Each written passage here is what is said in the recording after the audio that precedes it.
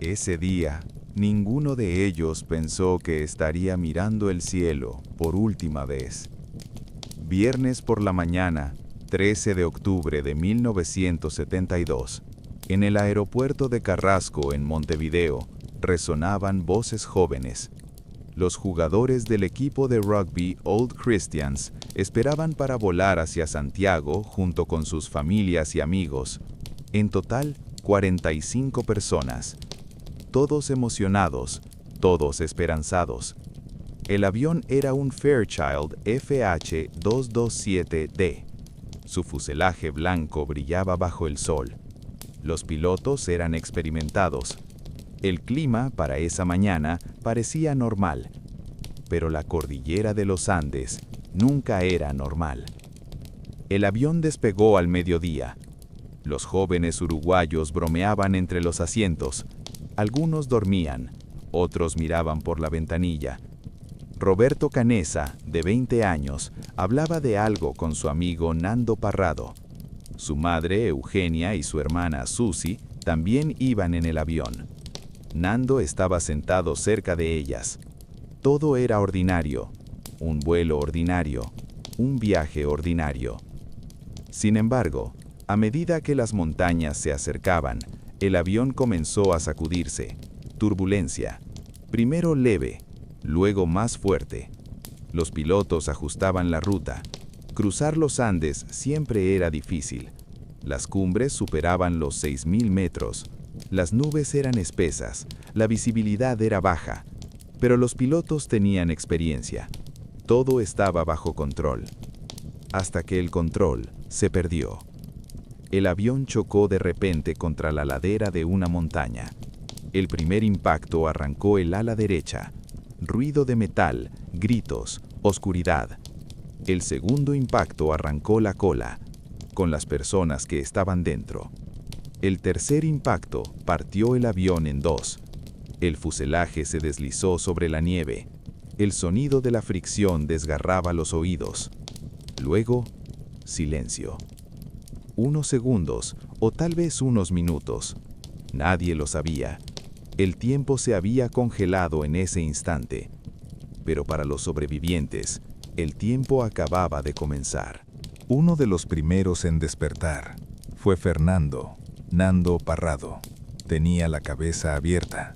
La sangre le cubría el rostro.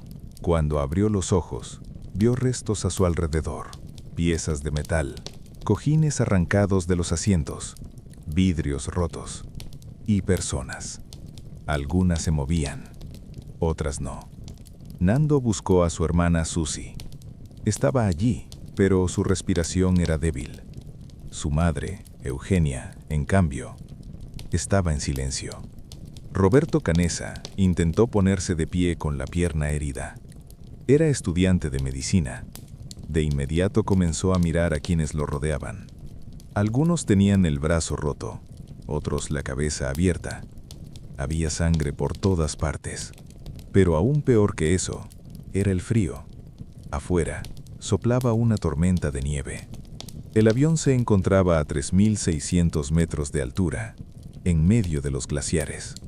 Los sobrevivientes comenzaron a recuperarse lentamente. Se hizo un recuento. De las 45 personas, 27 estaban vivas. 18 habían muerto en el impacto. Pero esto era solo el comienzo. La primera noche, murieron 5 personas más. Sus heridas eran demasiado graves. No había material médico. No había medicamentos. Solo había nieve y frío. Por la noche, la temperatura bajó a menos 20 grados. El fuselaje del avión fue su única protección contra el viento, pero la cola se había desprendido. La parte trasera estaba abierta. El viento entraba. Los jóvenes desmontaron los asientos y los amontonaron atrás. Construyeron una barricada. Se cubrieron con los cojines de los asientos. Intentaron calentarse acurrucándose unos contra otros. Pero la verdadera pregunta aún no se hacía nadie. ¿Qué iban a comer? Amaneció. Cuando salió el sol, el paisaje se aclaró. En todas direcciones, solo blanco. Montañas, glaciares, una interminable capa de nieve. No había árboles, no había animales, no había sonidos, solo el aullido del viento. Revisaron los alimentos que quedaban en el avión. Algunas barras de chocolate, algunas botellas de vino, un poco de queso, unas pocas latas de conserva. Eso era todo. Para 22 personas. Nadie sabía cuánto tiempo duraría, pero aún nadie sabía lo que realmente significaba el hambre. En los primeros días había esperanza. La radio del avión no funcionaba, pero los equipos de rescate llegarían. Tenían que llegar. Cuando mejorara el clima, vendrían helicópteros. Solo tenían que esperar. Gustavo Cervino encontró una radio. Las baterías estaban débiles, pero funcionaba. Cuando cayó la noche, escucharon el noticiero. Se oyó una voz, en español. Hablaba de las labores de rescate. La esperanza volvió a brotar. Pero en el 8º día, llegó otra noticia por la radio. La búsqueda del avión uruguayo desaparecido en los Andes ha sido suspendida. Se considera que no hay sobrevivientes. Silencio. Nadie habló, nadie lloró, solo miraron a los demás, a la nieve, a las montañas. El rescate no llegaría. Ya nadie los estaba buscando. Ahora, o se salvarían por sus propios medios, o morirían allí.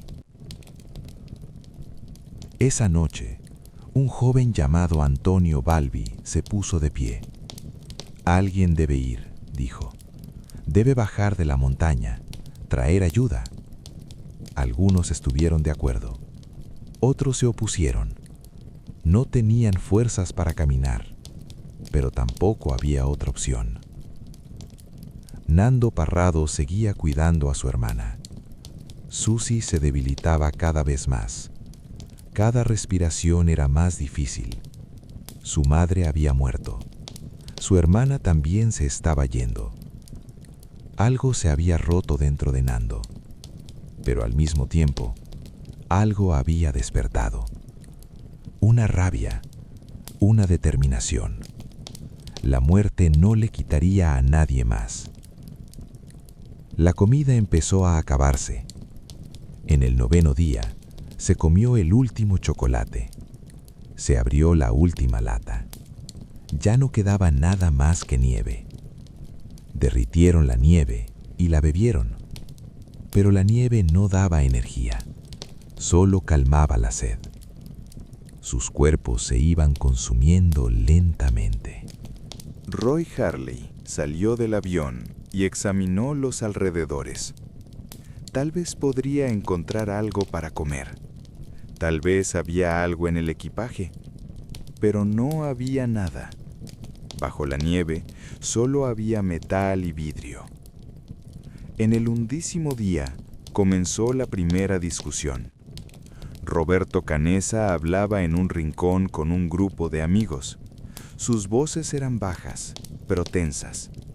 Carlitos Páez se les unió. Luego Gustavo Cervino. Luego los demás.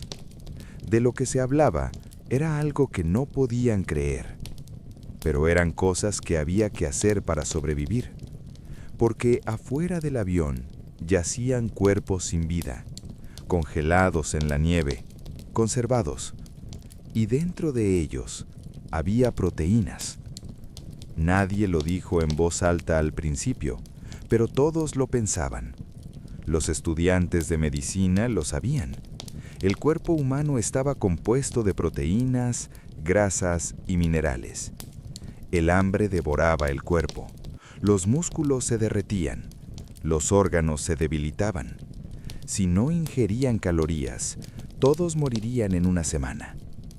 Pero, ¿podía un ser humano comerse a otro? ¿La religión lo permitiría? ¿La moral lo permitiría? ¿La conciencia lo permitiría? La respuesta, aquí, en esta montaña, en esta desesperación, era incierta.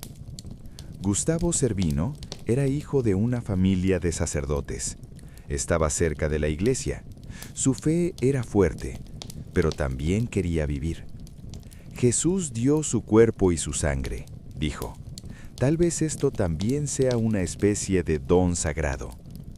Algunos lloraron, otros asintieron en silencio, otros salieron directamente afuera. Y el primero en dar el paso fue Roberto Canessa. Salió, se acercó a un cuerpo tendido en la nieve. Lo conocía, era su compañero de equipo. Pero ya no lo era. Ahora era solo una fuente de alimento. Sacó un cuchillo. En realidad era un trozo de vidrio. Le temblaba la mano. Lo intentó una vez. No pudo. Retrocedió. Luego lo intentó de nuevo. Esta vez lo logró. Lo llevó adentro. Nadie miró, pero todos lo sabían. Un pequeño trozo fue colocado sobre el cristal de una ventana. Nadie habló, solo miraron. Entonces, Carlitos Páez extendió la mano, lo tomó, lo llevó a la boca, lo tragó. Estuvo a punto de vomitar, pero logró tragarlo. Luego los demás, uno por uno, algunos llorando, algunos con los ojos cerrados, pero para sobrevivir, solo para sobrevivir, porque la cordillera de los Andes no conocía la compasión. Por la noche, el viento se volvió aún más fuerte. Dentro del avión, los jóvenes yacían uno junto al otro. Ya no podían dormir, pero seguían vivos. Nando Parrado estaba sentado junto a su hermana Susi. Le sostenía la mano. «Resistiremos», dijo. «Saldremos de aquí». Pero Susi no respondió. Su respiración se había vuelto lenta. A la mañana siguiente, Susi Parrado murió. Nando no gritó, no lloró, solo miró. Miró durante mucho tiempo. Luego se levantó y salió afuera. Miró la montaña infinita, blanca, despiadada. Y en ese momento se formó una decisión dentro de él. Cruzaré esta montaña y los salvaré. Pero antes de que pudiera hacerlo, la montaña tenía otra sorpresa. En la 16ª noche, llegó un estruendo desde el cielo. Primero a lo lejos, luego cerca. Un rugido, una avalancha. La masa de nieve se deslizó por la ladera de la montaña, rápida, sin control, y vino directamente hacia el avión. Cuando los que estaban dentro oyeron el sonido, ya era demasiado tarde. La ola de nieve envolvió el avión, tapó las aberturas, lo llenó por dentro. El aire se cortó, todo quedó oscuro. Comenzó el pánico. Y esa noche, 8 personas más murieron asfixiadas. Pero la verdadera pregunta era esta: ¿cómo sobrevivirían los que quedaban después de la avalancha? Después de la avalancha, el silencio era más pesado. La nieve había llenado el interior del avión. Durante los primeros minutos, nadie entendía qué había pasado. Solo había oscuridad, solo había frío y la imposibilidad de respirar. Algunos habían quedado atrapados bajo la nieve, otros encima.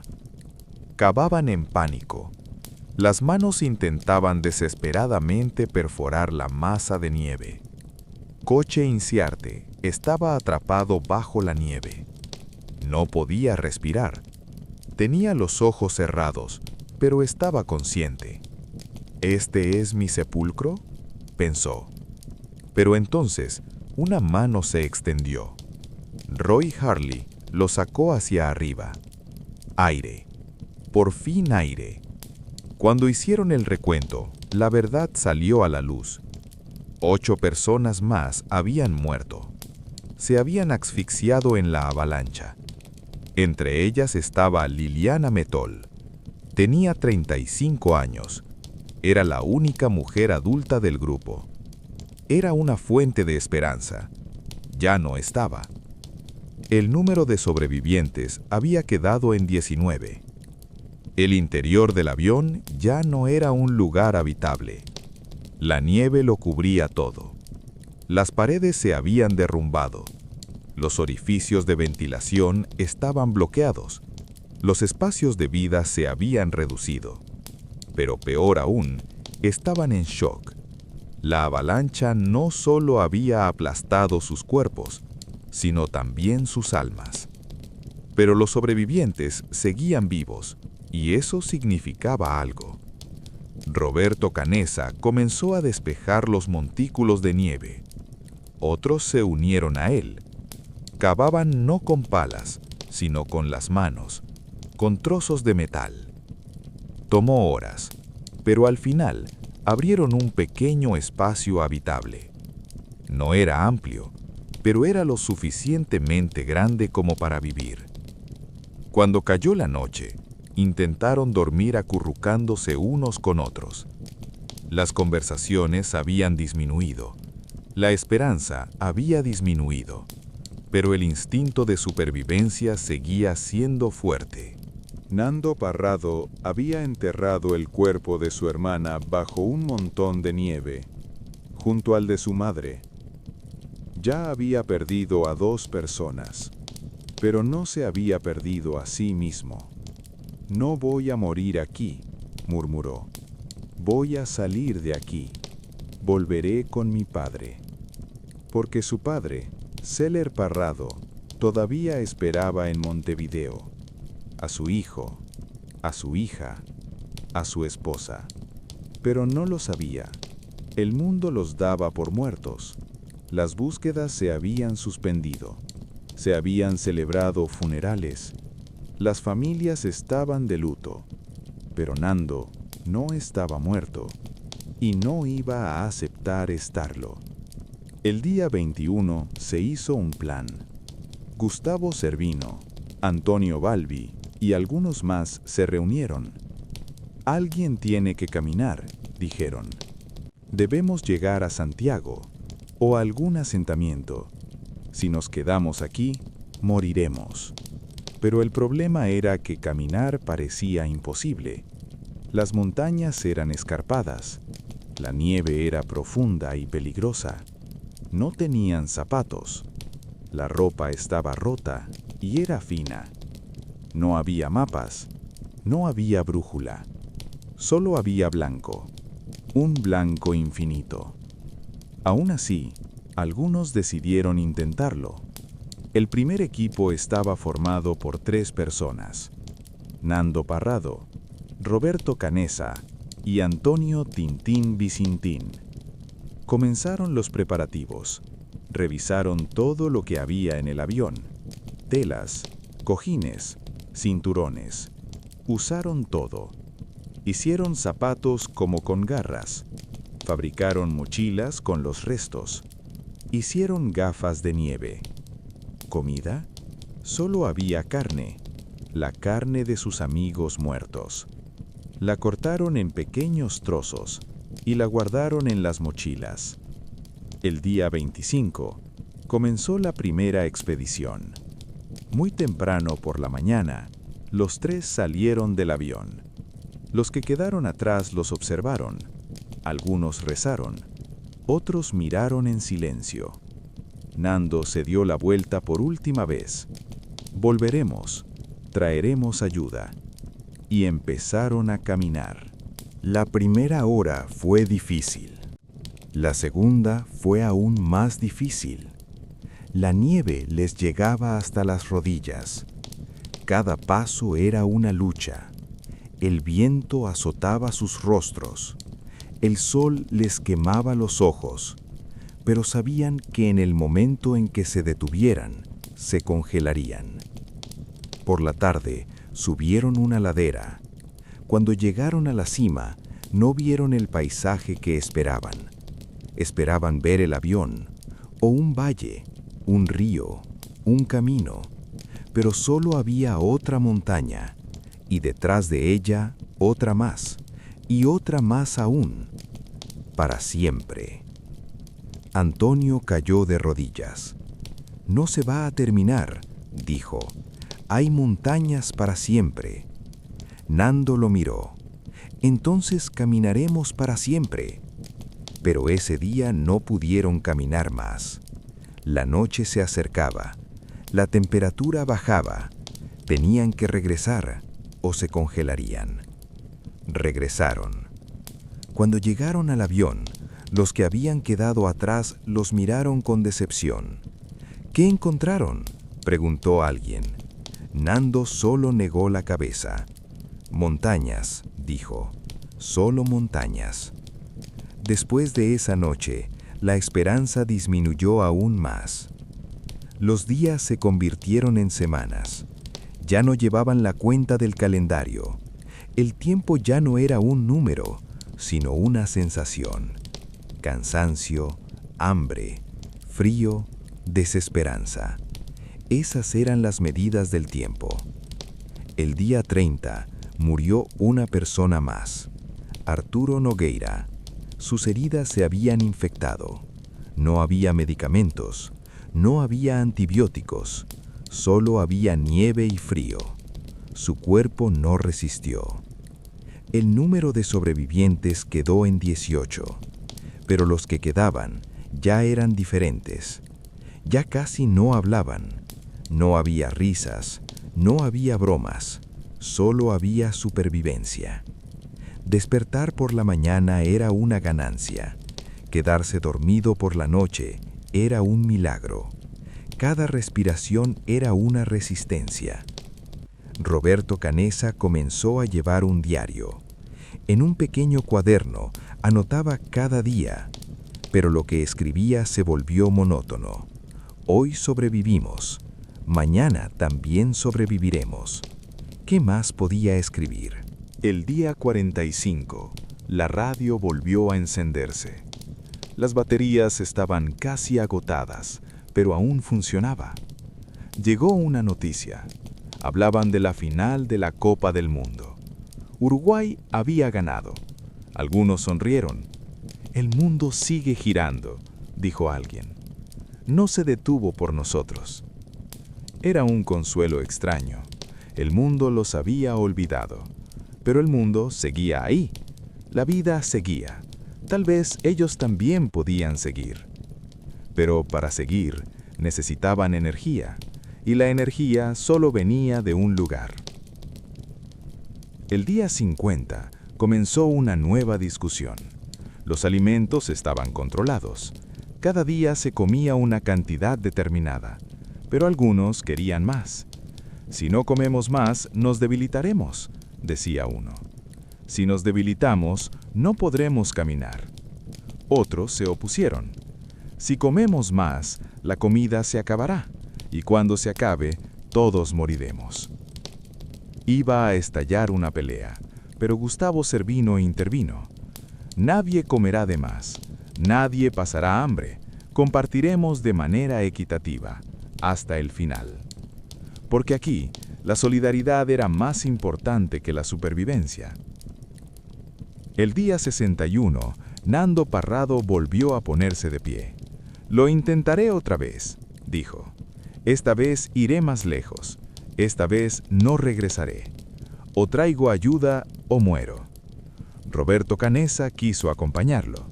«Iré contigo», dijo. «Juntos somos más fuertes». Comenzaron los preparativos, pero esta vez se hicieron con más cuidado. Prepararon más comida, se pusieron más capas de ropa, hicieron algo parecido a un saco de dormir, porque esta vez no habría regreso. El día 62 comenzó la expedición final. Nando y Roberto miraron a sus amigos por última vez. «Volveré a verlos», dijo Nando, pero esta vez en helicóptero. Rieron, pero en sus ojos había miedo. ¿Y si no regresaban? ¿Y si se perdían? ¿Y si se congelaban hasta la muerte? Pero no hicieron preguntas, porque no había otra opción. Y los dos hombres comenzaron a caminar por el desierto blanco. El primer día caminaron 10 kilómetros. El segundo día, 8 kilómetros. El tercer día, 6 kilómetros. Cada día estaban más cansados, más débiles, más lentos.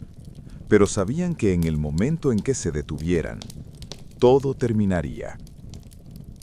El cuarto día, subieron a la cima de una montaña. Cuando llegaron a la cima, miraron hacia el oeste, y allí, a lo lejos, vieron algo verde. Árboles, bosque, vida. Nando cayó de rodillas. Lloró. ¿Lo ves?, gritó. ¡Hay vida! ¡Hay vida! Roberto lo miró. ¿Qué tan lejos está? Nando entrecerró los ojos. Tal vez 10 kilómetros, tal vez 20, tal vez más. ¿Podemos llegar? Debemos llegar. Y siguieron caminando. El sexto día, encontraron un río. Agua. Agua dulce, fría y limpia. Bebieron. Se lavaron el rostro. Lloraron. «Estamos en el paraíso», dijo Roberto. «Esto es el paraíso». Pero aún no habían llegado a la civilización. Seguían solos. El séptimo día, vieron una cabaña. A lo lejos, pequeña, pero era una cabaña, hecha por humanos. Nando empezó a correr. «¡Hay alguien! ¡Hay alguien!». Pero la cabaña estaba vacía, abandonada. Dentro solo había materiales viejos, pero en la pared había un mapa, y en el mapa estaba marcado un asentamiento, a solo 5 kilómetros de distancia. Pero ¿quién los recibiría en ese asentamiento? ¿Y las 16 personas que habían quedado atrás seguían con vida? En el octavo día, Nando Parrado y Roberto Canessa caminaban junto a un río. Les sangraban los pies, sus zapatos estaban destrozados, sus cuerpos ya eran solo huesos, pero no se detenían, porque lo sabían. Cada paso significaba vida. Cada paso significaba estar un poco más cerca de sus amigos en el avión. El río los llevaba en la dirección correcta, hacia el oeste, hacia el valle, hacia el verde, hacia la vida. Por la tarde, escucharon un sonido a lo lejos. Al principio pensaron que era el viento, pero no lo era. Era más agudo, más regular, como una voz humana. Corrieron, o intentaron correr. Sus piernas ya no les permitían correr, pero aceleraron, y entonces lo vieron. Un hombre, un campesino, estaba en la otra orilla del río, junto a su caballo. Nando gritó: «¡Ayuda! ¡Por favor, ayuda!». Roberto agitaba los brazos, lloraba, reía, hacía ambas cosas al mismo tiempo. El campesino los miró. Al principio estaba sorprendido. 2 hombres tambaleándose, con ropa desgarrada, barbas crecidas, ojos hundidos. Parecían fantasmas, pero no lo eran. Estaban vivos y hablaban. El campesino metió su caballo en el río, cruzó a la otra orilla. Cuando se acercó, vio sus rostros y entendió. Eran las personas del avión perdido, las personas que todos creían muertas, pero no estaban muertas. «¿De dónde vienen?», preguntó el campesino. Nando señaló las montañas. «De allí. El avión se estrelló. Nuestros amigos todavía están allí. 16 personas. Siguen con vida, pero van a morir. Necesitan ayuda». El campesino miró las montañas.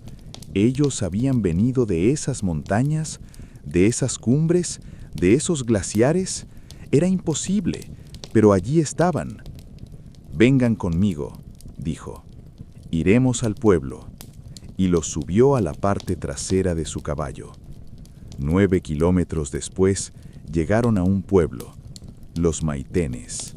Los habitantes del pueblo quedaron en shock al verlos. Los llevaron adentro de inmediato. Les dieron mantas, les dieron comida, pero Nando y Roberto no pudieron comer. Sus estómagos no estaban acostumbrados. Solo pudieron beber agua.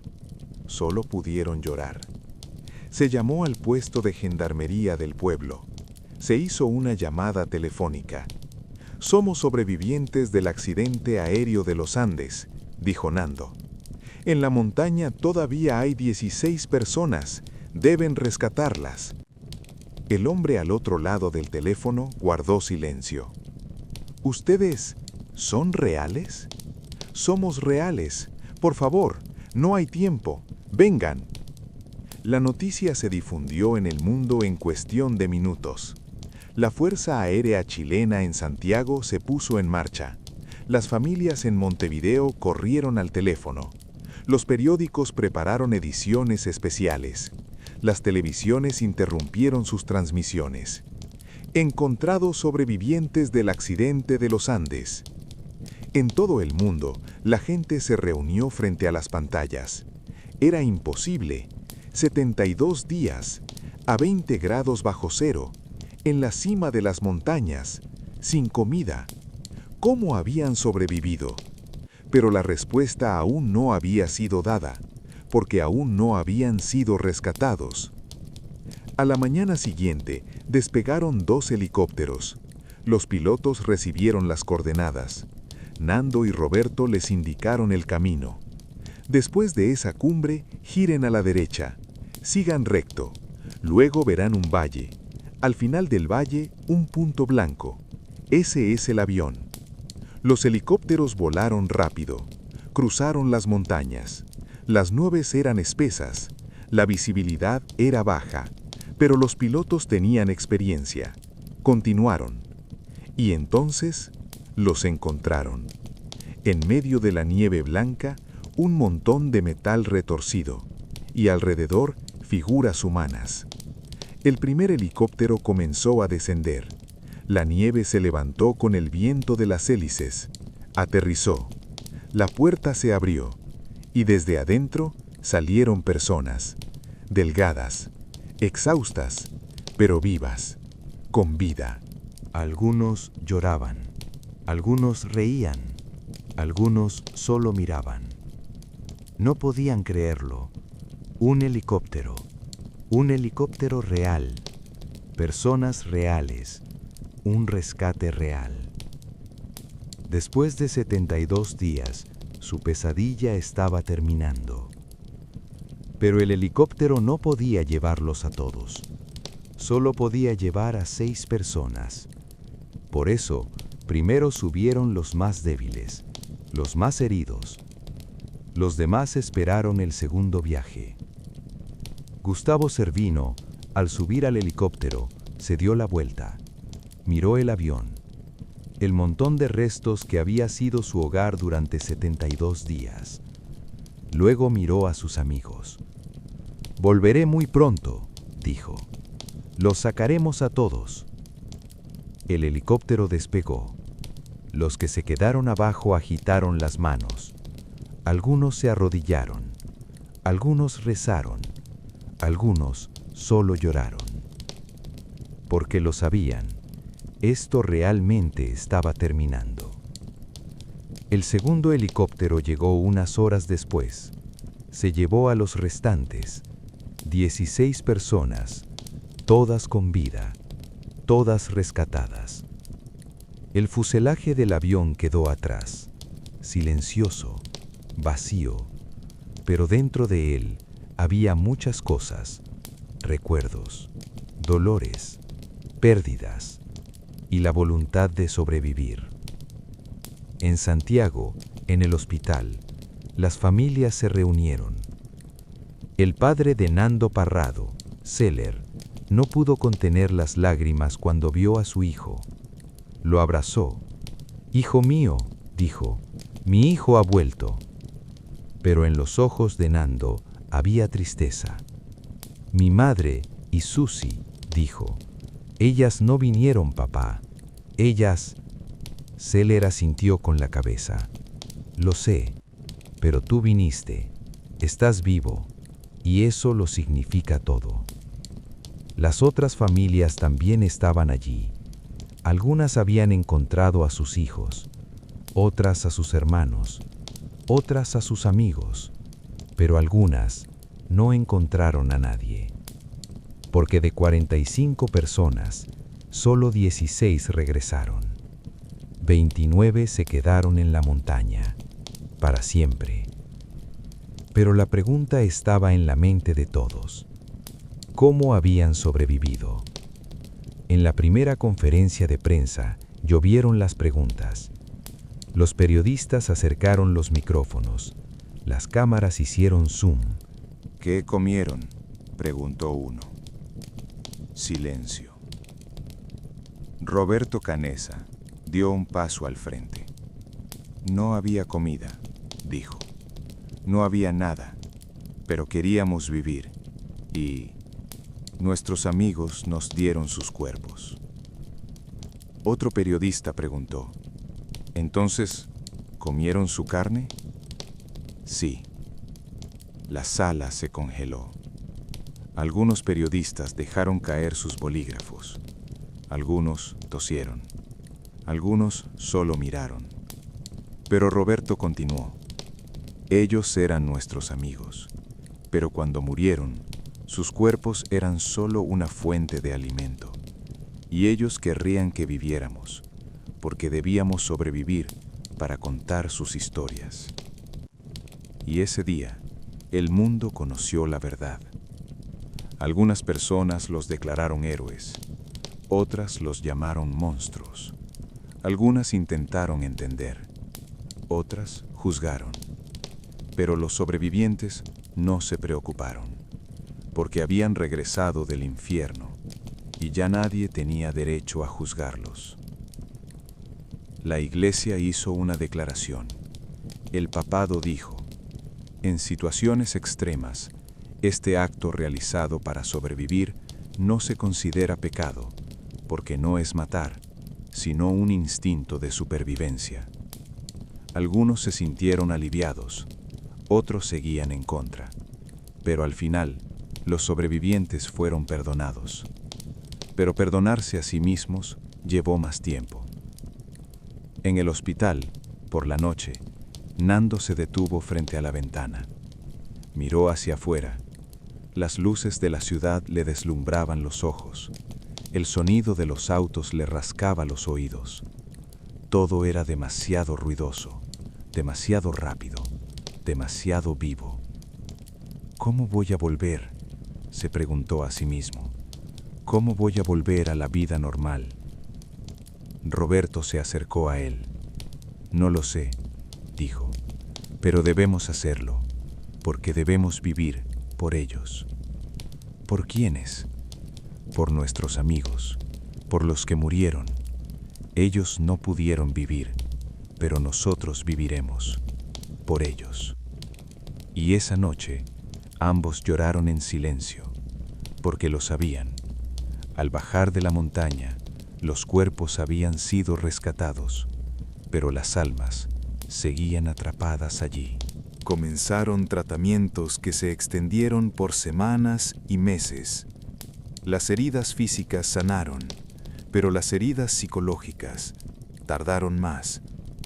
Algunos fueron acosados por pesadillas, algunos se alejaron de la vida social, algunos nunca volvieron a ser los mismos, pero algunos regresaron más fuertes.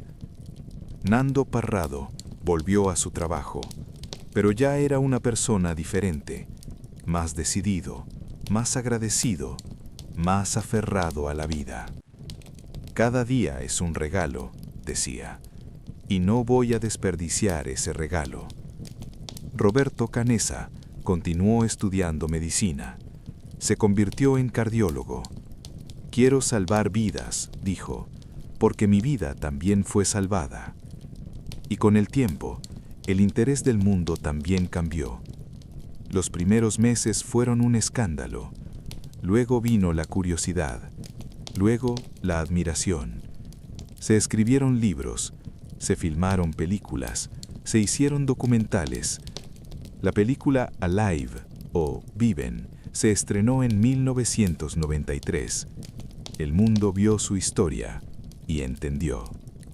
Sobrevivir es una elección, pero también es una carga. En 2006, los sobrevivientes se reunieron, el 34º aniversario. Cuando se vieron, no dijeron nada, solo se abrazaron, porque el vínculo que los unía era más fuerte que una amistad común. Somos hermanos, dijo Gustavo Cervino. Tenemos un vínculo de sangre, en el sentido más real. Rieron, lloraron y hablaron de los recuerdos, los buenos, los terribles, todos. ¿Volverían a ir?, preguntó alguien. Todos guardaron silencio. Luego Nando dijo: no, pero si hubiera habido otra opción, entonces no habríamos ido. Pero no había opción, solo estaba sobrevivir. Y hoy, los sobrevivientes aún viven.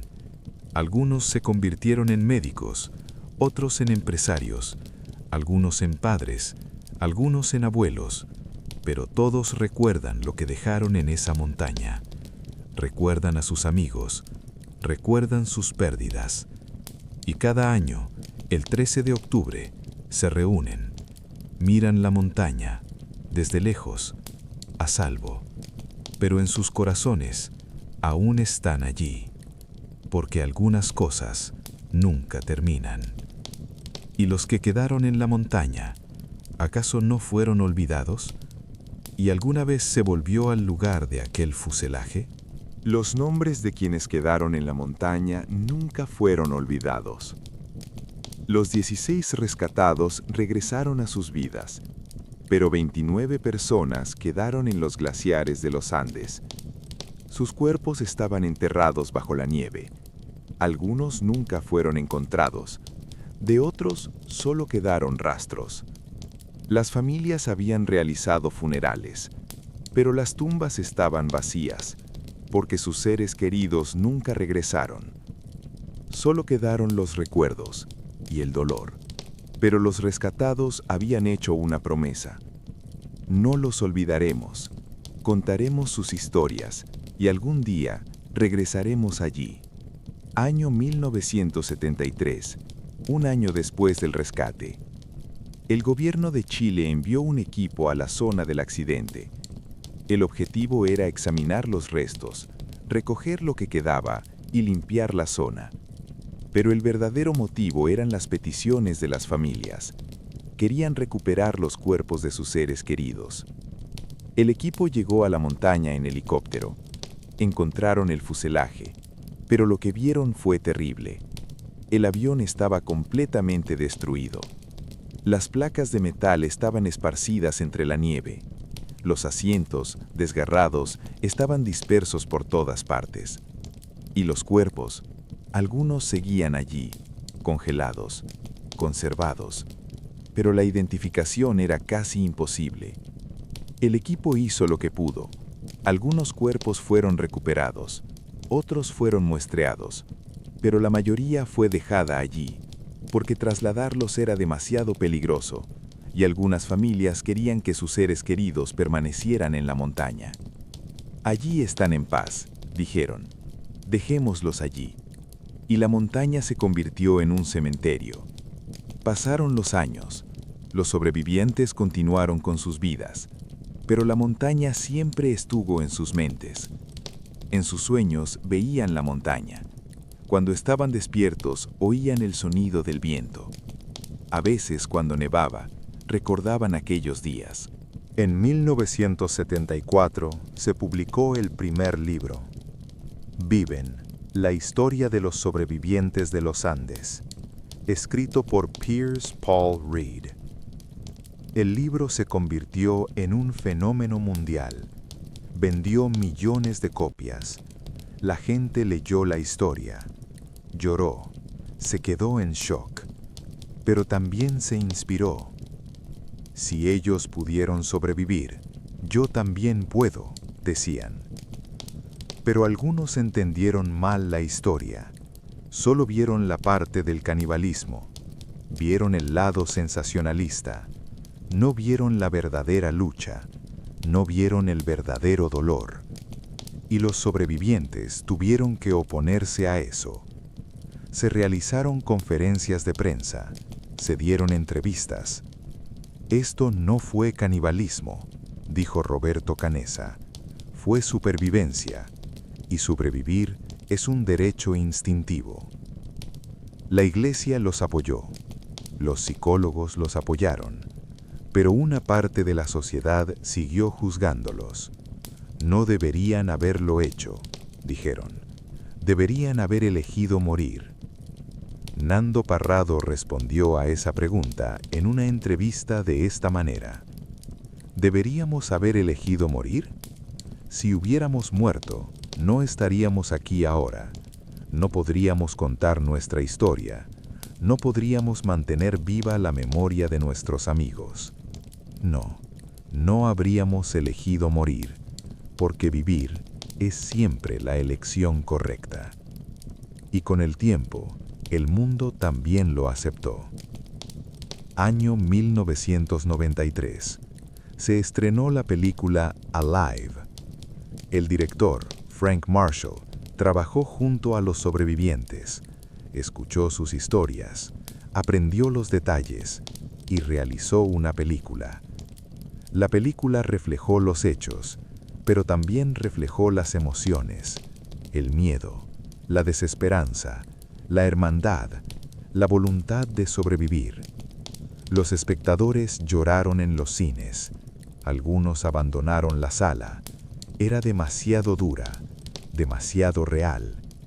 Pero la película fue efectiva, porque ahora la gente había visto sus rostros, había sentido su dolor, y juzgarlos se volvió mucho más difícil. Los sobrevivientes asistieron al estreno de la película. Miraron la pantalla, se vieron a sí mismos representados por actores y volvieron a romper en llanto. Es como si lo estuviéramos viviendo otra vez, dijo Gustavo Cervino. Cada escena es un recuerdo, cada escena es una herida. Pero la película también fue un cierre, porque ahora el mundo lo sabía. Ya no era un secreto, ya no era algo de lo que avergonzarse. Era solo una historia de supervivencia. Año 2002, 30º aniversario. Los sobrevivientes se reunieron para un documental. Regresaron a la montaña, por primera vez, 30 años después. El helicóptero los llevó hasta allí. Descendieron. La nieve seguía allí, pero los restos del avión habían desaparecido en gran parte. Solo quedaban algunos fragmentos de metal y el silencio. Nando Parrado caminó hasta el lugar del accidente. Se arrodilló, tocó la nieve. Aquí, dijo, aquí fue nuestro hogar, 72 días. Roberto Canessa se acercó, puso su mano sobre su hombro. No hablaron, solo miraron. Miraron durante mucho tiempo. Luego llegaron los demás.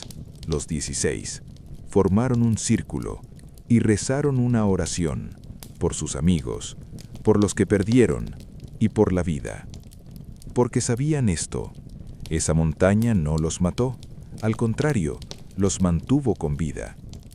Cuando el documental se emitió, el mundo volvió a quedar en shock, pero esta vez era diferente. Esta vez había comprensión, esta vez había respeto. Son héroes, dijo un espectador, porque desafiaron lo imposible. Pero los sobrevivientes no se veían a sí mismos como héroes. Solo éramos personas que querían sobrevivir, dijo Carlitos Páez, y lo logramos, nada más.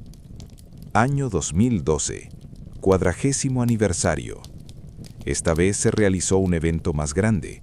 En Montevideo se organizó una ceremonia conmemorativa. Miles de personas asistieron.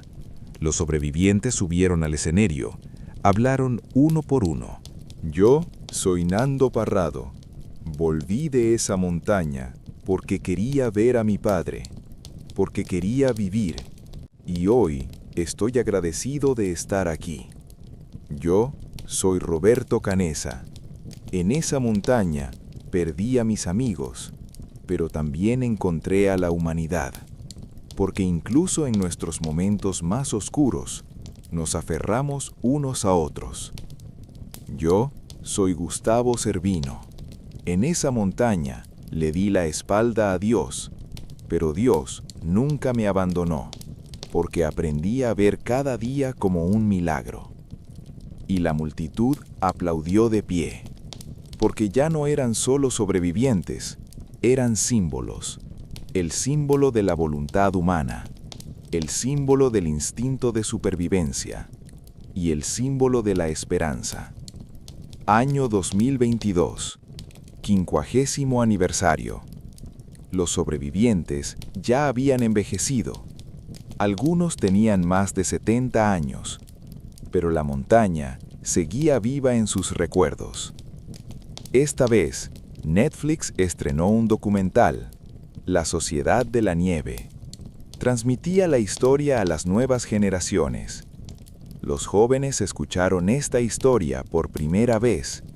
Quedaron en shock, pero al mismo tiempo se inspiraron. Si ellos pudieron hacerlo, yo también puedo, dijeron, tal como otros lo habían dicho 50 años antes.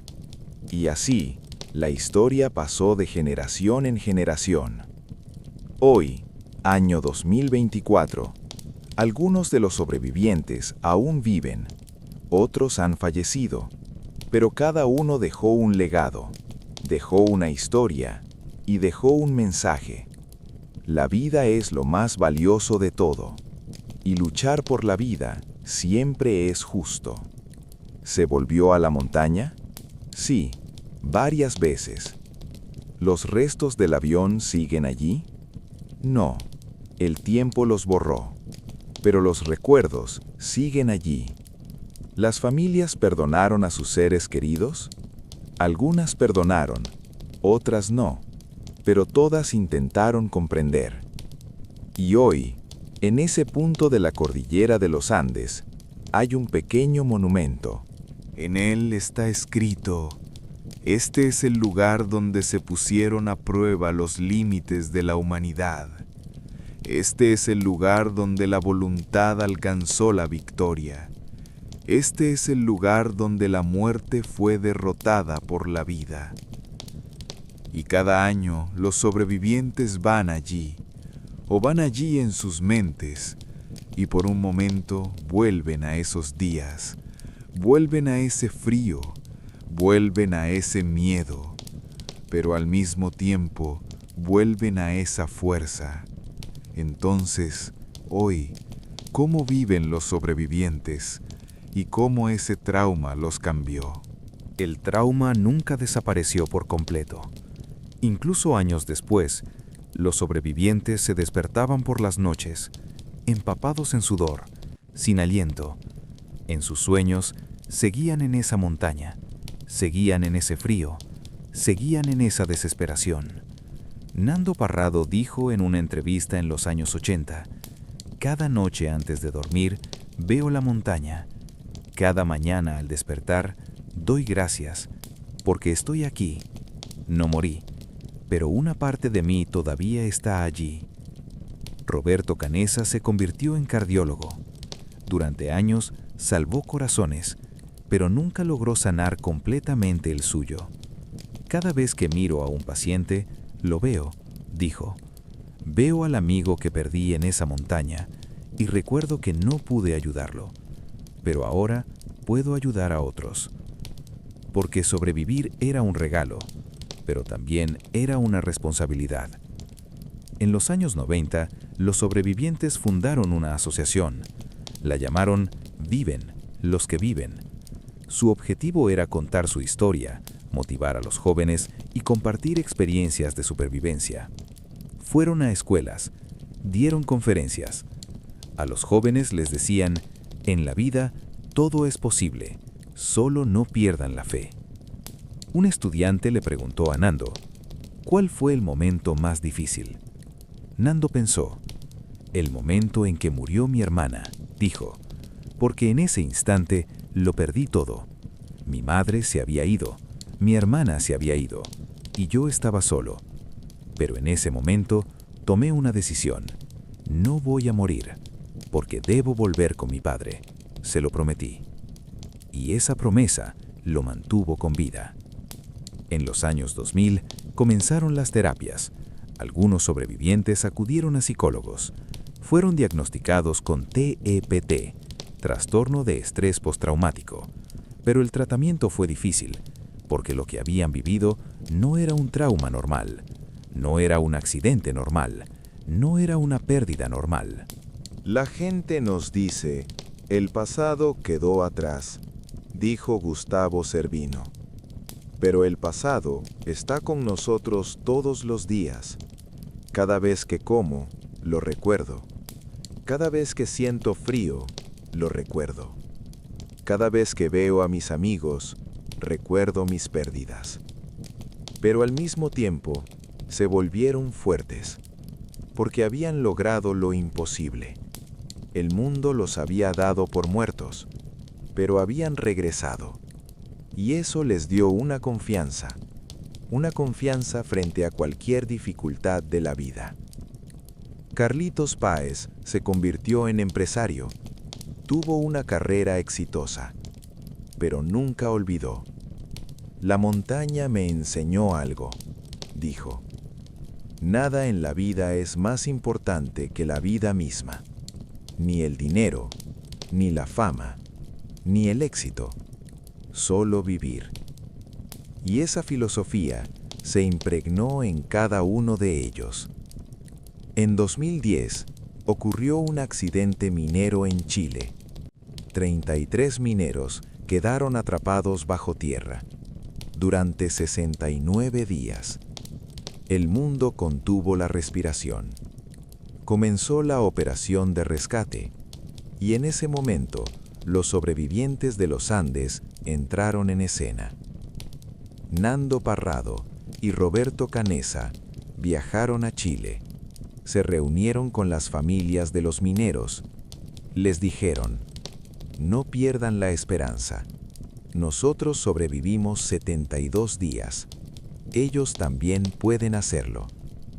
Y efectivamente, después de 69 días, los 33 mineros fueron rescatados, todos sanos y salvos.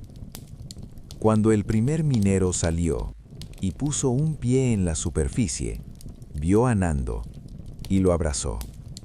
Ustedes nos inspiraron, dijo. Escuchamos su historia y creímos, porque la historia de los Andes no era solo una historia de un accidente, era una historia de esperanza. En 2016, un equipo documental siguió a los sobrevivientes, filmó su vida cotidiana, sus familias, sus trabajos, sus amistades. Una escena fue especialmente impactante. Roberto Canessa estaba realizando una cirugía cardíaca en el hospital. La operación era difícil. El paciente era un joven. Su corazón estaba a punto de detenerse. Pero Roberto no se rindió. Trabajó durante horas y finalmente el corazón volvió a latir. Cuando terminó la operación, Roberto se quitó la mascarilla. Tenía lágrimas en los ojos. Lo salvé, dijo. Pude salvarlo, porque nunca había olvidado a quienes no pudo salvar en la montaña. Y cada operación exitosa era una redención.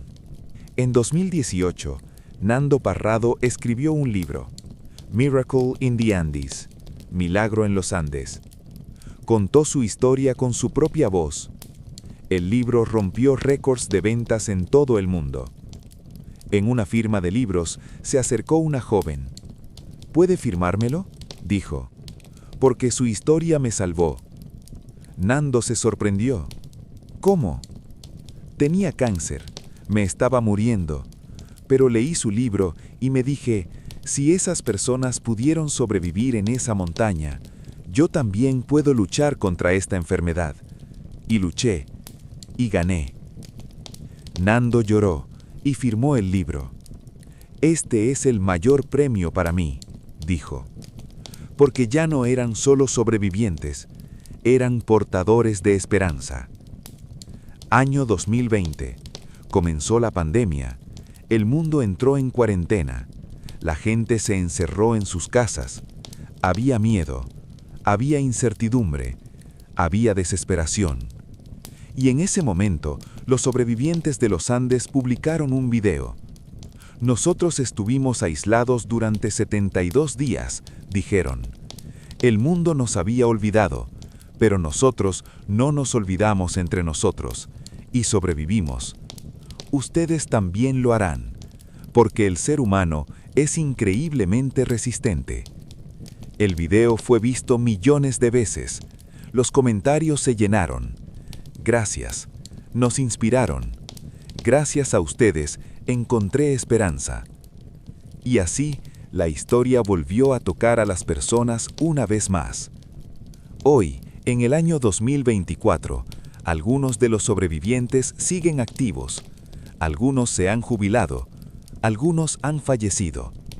Pero cada uno dejó algo, un legado, un mensaje y un recuerdo. Nando Parrado ya ha superado los 70 años, pero todavía corre, participa en maratones. Porque en esa montaña no podía correr, dice. Ahora puedo correr, y debo hacerlo. Roberto Canessa todavía opera, pero ahora más despacio. Me voy a jubilar, dice, pero antes debo salvar algunos corazones más. Gustavo Cervino continúa dando conferencias. No dejaré de contar nuestra historia, dice, porque esta historia no debe ser olvidada. Porque si se olvida, los que se perdieron también se olvidan. Y las pérdidas, para ellos, son lo más valioso. Arturo Nogueira, Liliana Metol, Eugenia Parrado, Susana Parrado y 25 personas más. Todos se quedaron en esa montaña. Todos eran una historia. Todos eran una vida.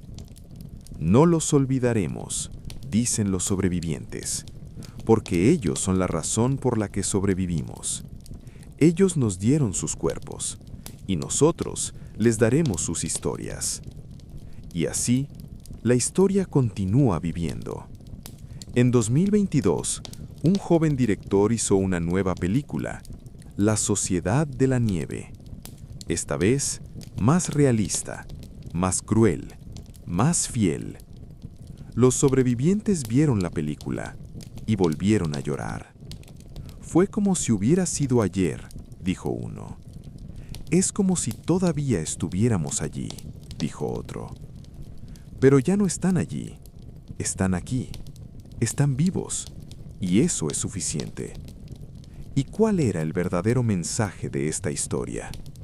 ¿Y qué dejaba a las futuras generaciones? El mensaje había sido claro desde el principio, pero casi nadie lo había visto del todo. La gente vio el canibalismo, vio la tragedia, vio la supervivencia. Pero la mayoría no vio el verdadero mensaje. El mensaje era este: el ser humano puede lograr lo imposible, pero no solo, juntos.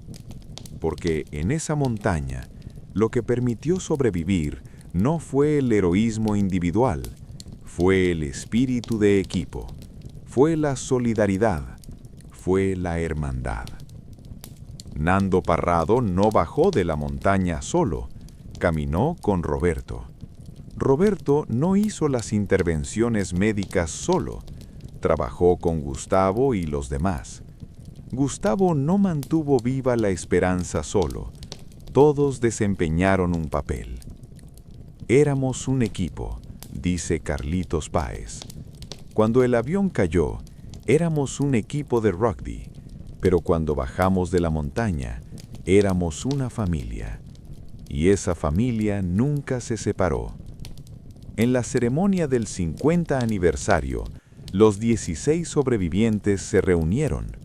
Algunos caminaban tomados del brazo, algunos estaban en silla de ruedas, algunos usaban bastón. Habían envejecido, pero sus lazos nunca se habían debilitado. Cuando subieron al escenario, el público se puso de pie.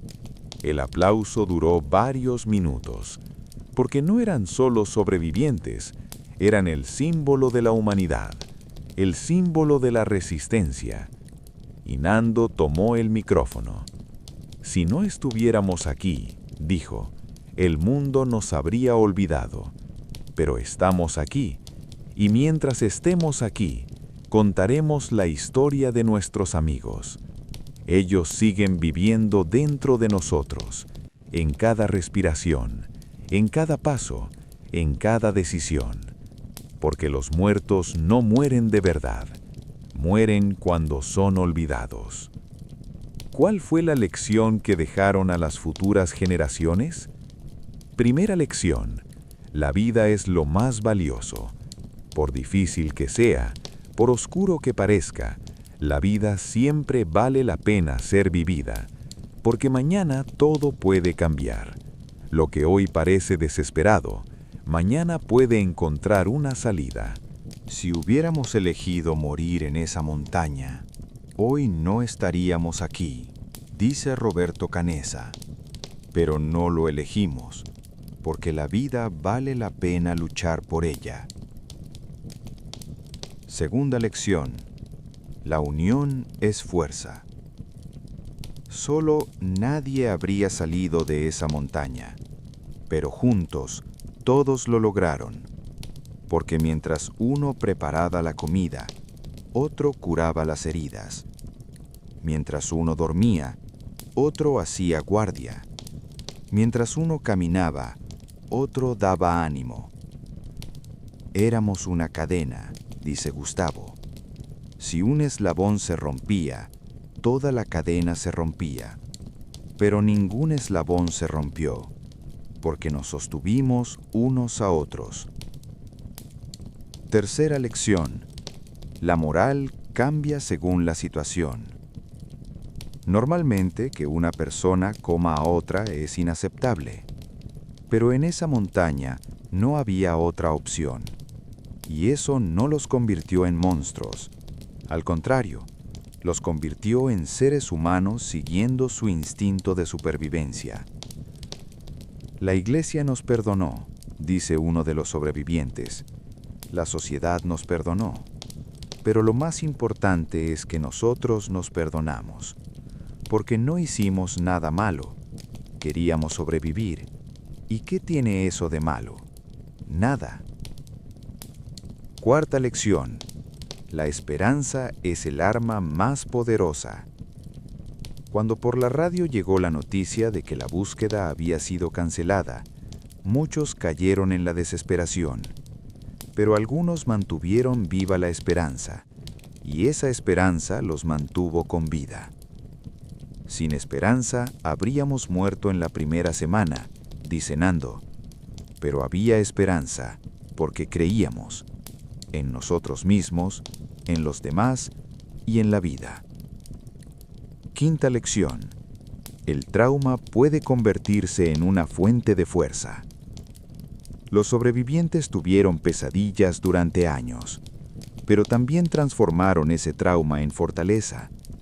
Roberto se convirtió en médico, Nando en conferencista motivacional, Gustavo en escritor. Todos transformaron su dolor en algo con sentido. El trauma no nos rompió, dice Roberto, nos construyó, porque ahora sabemos esto. Incluso la noche más oscura tendrá un amanecer. Y estas 5 lecciones se difundieron por el mundo. Los libros se leyeron en las escuelas. Las películas se proyectaron en las clases. La historia se transmitió de generación en generación. Y cada vez una nueva persona se inspiró. Un joven contrajo cáncer. leyó la historia de los Andes. Si ellos pudieron hacerlo, yo también puedo, dijo. Y luchó, y ganó. Un empresario estuvo al borde de la quiebra. Vio la historia de los Andes. Si ellos pudieron sobrevivir sin nada, yo también puedo volver a empezar, dijo. Y empezó. Y lo logró. Un estudiante suspendió un examen. Escuchó la historia de los Andes. Si ellos pudieron resistir 72 días, yo también puedo estudiar para un examen más, dijo. Y estudió, y aprobó. Porque la historia no era solo la historia de un accidente, era una filosofía de vida. En el año 2023, los sobrevivientes regresaron a la montaña por última vez. Ya eran ancianos. Algunos no pudieron escalar. Fueron en helicóptero, pero fueron. Cuando llegaron al lugar del accidente, no quedaba nada. La nieve lo había borrado todo. Solo quedaban los recuerdos. Formaron un círculo, los 16. Se tomaron de las manos y permanecieron en silencio. El viento soplaba, nevaba. Las montañas permanecían en silencio. Luego habló Nando. Amigos, dijo, aquí morimos y aquí volvimos a nacer. Esta montaña fue nuestra tumba, pero al mismo tiempo fue nuestra cuna, porque aquí aprendimos el valor de la vida y nunca olvidaremos esa lección. Y todos rompieron en llanto, porque en ese momento volvieron a ser jóvenes, volvían a aquellos días, volvían a sentir miedo, esperanza, lucha, pero al mismo tiempo estaban allí, en 2023, estaban vivos, y eso lo era todo. Mientras regresaban, Roberto le preguntó a Nando, ¿podrías hacerlo otra vez? Nando pensó. No, dijo, pero tampoco creía que pudiera hacerlo entonces. Y lo hicimos, porque teníamos que hacerlo. Y cuando las personas se ven obligadas, pueden hacer cosas increíbles. Esa era la esencia de la historia. Hoy, el accidente aéreo de los Andes es una de las historias de supervivencia más conocidas del mundo, pero también una de las menos comprendidas, porque la mayoría de la gente solo ve la superficie, el canibalismo, la tragedia, el drama, pero en lo profundo hay mucho más. Hay amor. Hay hermandad, hay sacrificio, hay valentía y lo más importante, hay humanidad. Porque en esa montaña los seres humanos mostraron sus lados más oscuros, pero también mostraron sus lados más luminosos. Uno de los sobrevivientes dijo años después, me preguntan, ¿cuál fue tu peor experiencia? Pero yo preferiría que me preguntaran, ¿cuál fue tu mejor experiencia? Porque en esa montaña viví mis peores días, pero también conocí a las mejores personas. Me conocí a mí mismo y conocí la vida. Y tal vez ese era el verdadero significado de la historia. La vida a veces nos arroja a los pozos más profundos. A veces nos quita todo. A veces nos deja solos, desesperados, sin esperanza. Pero incluso en esos momentos existe una opción: rendirse o luchar. Los sobrevivientes de los Andes eligieron luchar y ganaron. Y hoy esta historia inspira a millones de personas, en libros, en películas, en documentales, en conferencias, en todas partes. porque esta historia es atemporal, porque esta historia es universal, porque esta historia trata sobre la humanidad. Y finalmente, con las palabras de Nando Parrado, volvimos de esa montaña, pero en realidad la montaña nunca se fue de nosotros, porque esa montaña ahora está dentro de nosotros, en cada día, en cada decisión y en cada respiración, porque ya no solo estamos vivos, vivimos de verdad.